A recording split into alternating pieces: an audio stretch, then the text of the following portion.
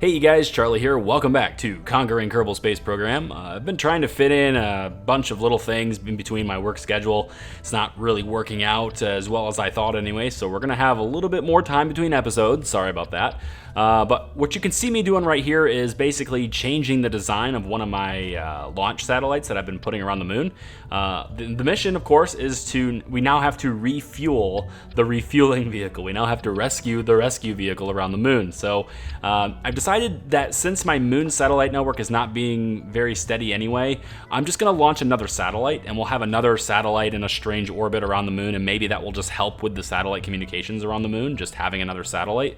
So I've retrofitted this one with a bit more fuel in it, and that's pretty much it. That's pretty much the only change.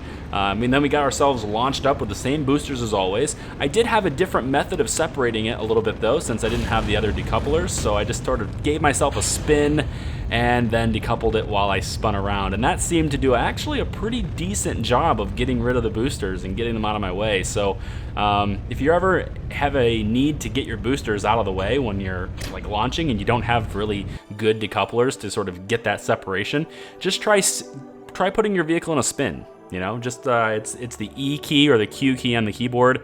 Just give your vehicle a little bit of a spin and then decouple it while you're in a spin, and that might actually help you out. So this process is pretty straightforward. Just get yourself into a moon intercept, which I just sort of skipped over because you guys have seen this countless times already. Then there is the maneuver. I ended up getting myself intercepted, or I ended up getting myself captured by the moon and getting myself sort of in the same inclination at the same time, like I've already done before.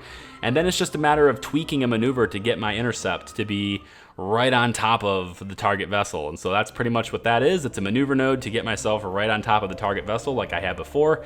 And then it's just a matter of zipping around the moon and having that maneuver actually execute. It was a little off before. Flight computer has not been the most reliable for me in the last couple of days, so there's going to be a little bit more of that. Flight computer not quite executing my maneuvers quite as I want them to be, but yeah, pretty much it's just a matter of just adjusting things really quickly, getting yourself into position, and then rendezvousing with the craft like you always would. Just kill your relative velocity, go towards the target, get yourself closer, kill off the relative velocity again, point yourself towards the target, rinse and repeat until you are right on top of the craft. Of course, if you have RCS, you don't have to necessarily rotate to do that. You can just use your RCS thrusters if you want, but this vehicle does not have RCS thrusters. Now, the goal behind this is to get this unmanned craft as close to the manned vessel as possible. And this unmanned craft has CCR2 ports on it because so does our refueling rig. And so there's an engineer already in the refueling rig. There's an engineer already in our manned vessel. So that engineer is going to be doing all of the EVA work that's necessary to get these two crafts to line up with each other. Of course, I do a little bit more maneuvering with the manned vessel since it actually has a stronger reaction wheel relative to its weight and everything. It's actually a little bit more maneuverable without RCS. So I ended up doing a little bit of maneuvering with the manned vehicle too, but pretty much it was just getting the two ends of this vessel, or two ends of these spacecrafts, close enough to where I could use the ports, but not too close and not too kind of out of control to where the solar panels that are sticking out, and on the satellite, these are non-retractable solar panels. I can't bring them back in. So yeah, it's sort of like just sort of getting them close enough to where we can hook up the ports, and then it's just a matter of getting out in EVA and getting out and doing it. And you have to be kind of careful when you hook these up, the CCR2 ports. I have had this happen once before, but the footage was sort of lost and then the game crashed and I actually ended up having to do it again. This exact thing happened to me before when I was doing my very first refueling around Kerbin, the mission where I first actually did one of these refueling missions. But something happened with the footage and the game itself at the same time, and it forced me to have to redo the whole mission, and then when I redid it, it actually went smoothly. So at least you get to see the dangers of it this time because nothing went wrong with the footage. if you have both vessels and you're telling both vessels to kill their rotation and something happens that bumps one of them, they are both going to try to offset the movement that the other one is putting, and what you end up with is sort of like a spacecraft sword fight with the port. And if it gets too crazy, they can collide and crash into each other and do some damage. This time, fortunately, I was fast enough to tell the SAS to shut up, tell flight computer to don't do anything, and I just sort of let the spacecrafts tumble and rotate and do their own thing. And eventually they sort of settled down, at least to the point where I could disconnect them with the EVA, jump back in the spacecraft, and sort of correct things afterwards. But if when you hook up things with the CCR2 port, don't have automated systems on those crafts trying to do things. Let the whole thing, just let it go, you know? Just let things happen the way they are. But anyway, we got the refueling rig refueled, we got the satellite in orbit around the moon, and this satellite will just stay here. I basically just offloaded all of the fuel that was left over in the satellite, put it in the refueling rig, and so the refueling rig could just come on home. And that's pretty much all I had to do for this. So the satellite that's there is just gonna stay in the orbit that it's in now. I don't really care. It's just another thing around the moon that can help with communications, because I've kind of given up on the idea that I'm gonna be able to get a perfect satellite network around the moon, and it's just too much time to have to keep fiddling with that network when I know that's just going to get messed up super quick anyway. So I'm just going to put another satellite out there. Maybe it'll help, maybe it won't, I don't know, but it's not that expensive, and since I had to come out with refueling anyway, it's just a side thing that'll end up being good. But anyway, got my maneuver node set up, got my ejection burn out of the moon's sphere of influence, got myself in a Kerbin orbit, positioned my trajectory to where I am going to be going into the atmosphere for an aero brake. And then from there, I'm pretty much just going to leave it alone, because I have another contract that I like to do in the meantime, and that is repositioning a satellite. So the satellite that I've been told I need to reposition is the small satellite that is traveling in the opposite direction of Kerbin's spin.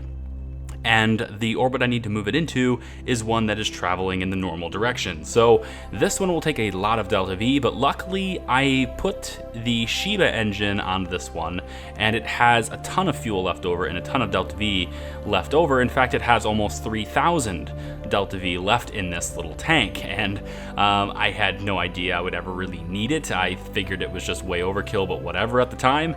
But turns out the game has calculated that this satellite is capable of doing this orbit. I think that's probably why it gave me the contract. And as a result, I was able to extend my orbit to be further out, first to get to the orbital, I guess, distance away from the surface that I needed to be on one end, and then when I get to my apoapsis, I simply make my burn that basically brings me around. I burn retrograde to the point where I have no orbital velocity and I start heading the opposite direction. And from there, it's basically just a matter of burning until I'm now going the right way at the right speed at the right altitude, and pretty much all she wrote there. It's a fairly simple thing. I thought it was going to be very complex, but it's not. And so now that that whole ordeal is done and I managed to get that whole satellite turned itself around, now it's just a matter of going back to my refueling rig and actually making the descent into the atmosphere of Kerbin so I can get picked up and captured. And so I enter into the atmosphere, I burn off my remaining fuel once I notice that the engine is clearly going to explode. I try to burn off as much fuel as I can before that happens, and I manage to get pretty much all of it burned out. The engine blows up, then the tank comes out and follows after that. Then the decoupler that was attached to everything winds up blowing up, and I'm left with just me and my heat shield. And that's good enough because there's plenty of ablator in that heat shield. And I end up descending safely into Kerbin and parachute and all of that. And I managed to, as tired as I was, I managed to record something after this that sort of, I guess, finalizes the episode. So I'll turn it over to myself at the night of. And yeah, thanks for listening to me ramble. Okay, so I got my guys back. 615 science. Got a little bit of funds back. We're over $500,000 now at least, so that's good. Everybody is 2 stars. Very nice. That's going to be great for our Duna trip, which is now in just a little over 15 and a half days away. Take a look at mission control. The only contract available I can't talk now, is ferry 2 tourists safely to their destinations and back. But they want to go to Minmus. They want to go to Minmus, and look at this. They're barely paying me anything to go there. It's gonna probably take me that much just to bring them there, so I'm not gonna worry about it.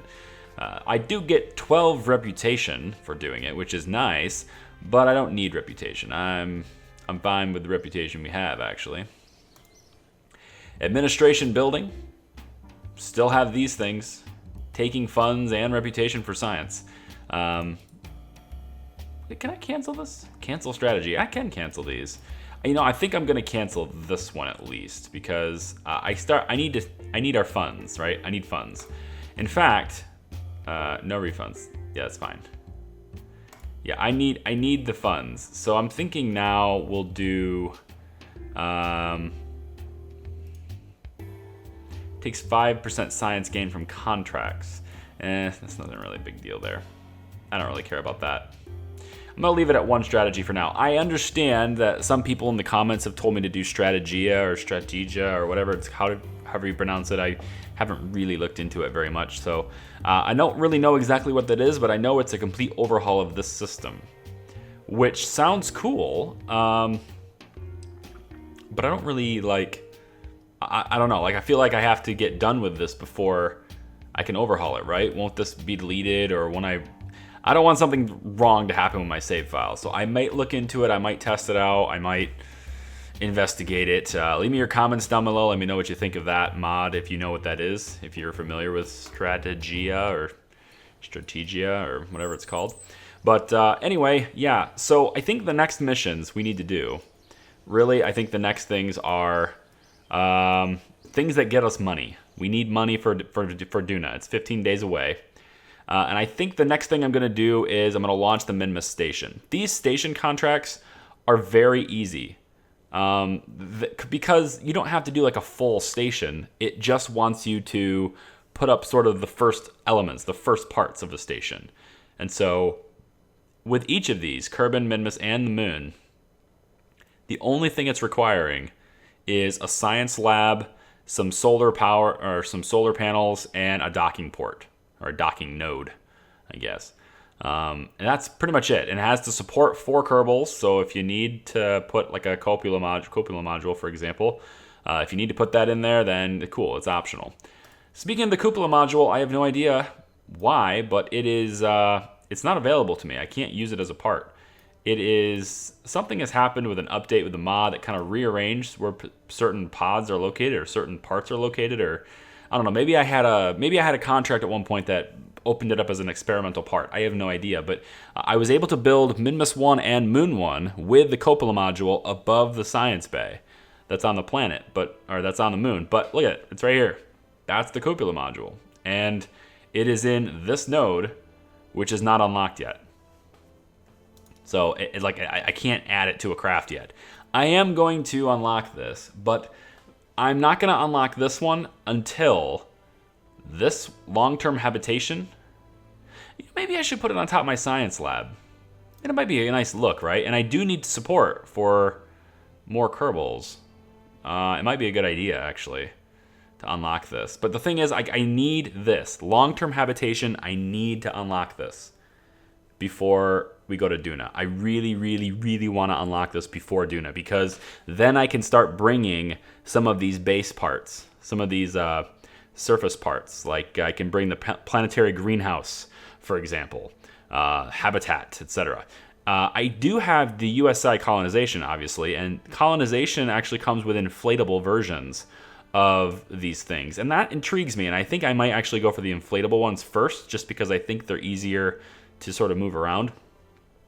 What I'm thinking is, I'm thinking of getting our base started on Duna with this window, this launch window. We'll see. I'm not sure about that. I definitely know I'm going to have to do, get their satellite network up and running on that over there too. So the first vessel I launch to Duna will be sort of a satellite hub, if you will, or a sort of like a big craft with multiple satellites on it that I can kind of rearrange and get out there. But I think the second ship that launches is going to have the Kerbals on it, the science stuff, all that stuff, a little rover. I'm going to have a whole bunch of stuff launching. But in order to do that whole bunch of stuff launching, I need a lot more money. I'm thinking this mission to Duna is going to cost me $1 million. So I need a lot more money. So that's why I want this unlocked, so I can get these parts for our stations later. I might actually do the cupola module now, just so I have it for the little station contracts, because I do like the cupola module being like on top of the science center. I think they go really well together. But I really don't want to do it if it means sacrificing not having long-term habitation in 15 days. So we will see how that works. I'm gonna go to bed now. Take it easy, guys. Bye.